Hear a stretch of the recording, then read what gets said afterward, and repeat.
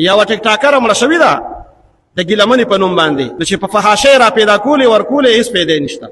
ټیک ټاکره ګیلمنه شهیده ده او که مرداره، او آیا هغه پیسې چې به دې له ټیک ټاک سره ګټلې او بیا به له مدرسې او جومات سره کومک کول، دغه پیسې حلالې دي که حرامي؟ تازه مولانا صاحب د جومات په منبر باندې د ګیلمنې د مړینې د هغې د شهادت او نه شهادت او هغه پیسې چې به دې له جومات یا مدرسې سره کومک کول په اړه تازه بیان راغلی دی. په ویډیو کې را سره تر پای پاتې شئ چې د همدې مولانا صاحب ټول بیان په همدې ویډیو کې در سره شیر کوم.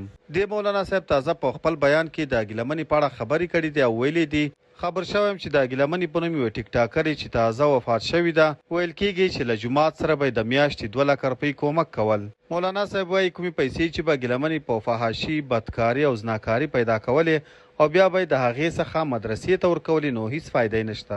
دی وایي کوم ملا چې به له ګیلمنې څخه پیسې اخیستلې هغه هم بد کول، د هغه جومات ملا هم باید له ګیلمنې څخه دا پیسې نه وای اخیستې. مولانا صاحب وایي که چېرته یو انسان د ګندګري او فحاشي پیسې راخلي او د ثواب په نیت یې مسجد او یا هم کوم بل کس ته ورکوي، دا ډیره لوی عظیمه ګناه ده او حتی په دې حالت کې د کفر خطر هم شته چې انسان دې پرې کافر شي. په پاکستان کې ملایان هم په اتفاق نه دي. پرون مې د یو بل ملا تقریر اوریدل چې هغه د ګیلمنې په اړه وایي چې ګیلمنه دې الله تعالی وبخي هغه پاکه شهیده ده. خو زه بیا دا وایم چې که چېرته ګیلمنې ته پاکه شهیده وویل شي نو بیا باید ټول خلک همدا فحاشي او ګندګري شروع کړي، ښې پیسې به هم وګټي او شهادت به هم حاصل کړي.